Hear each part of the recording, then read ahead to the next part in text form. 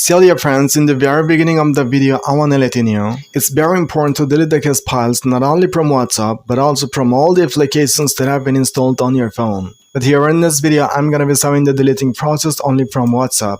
But the deleting process is totally same for all the applications. See how you can apply the same process to delete the cache files from other applications too. Okay, so let's get started.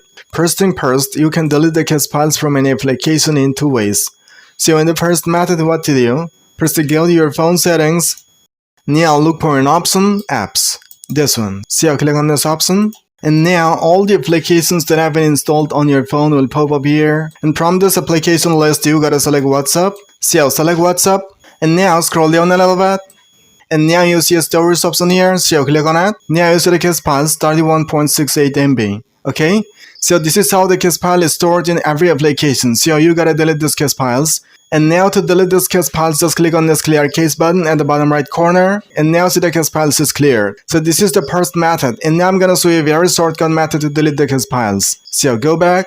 Now in this shortcut method, what to do? First, you gotta click on the WhatsApp application and hold for a few seconds like this. And now see there is a small I button here, the top right corner. Just click on it. And then it will lead to the same page. Now look for the storage option here, this one.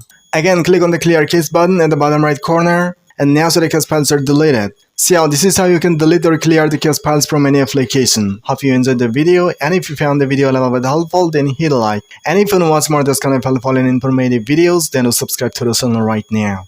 So see you soon in the next video with another helpful content like this. Till then, thank you, bye bye.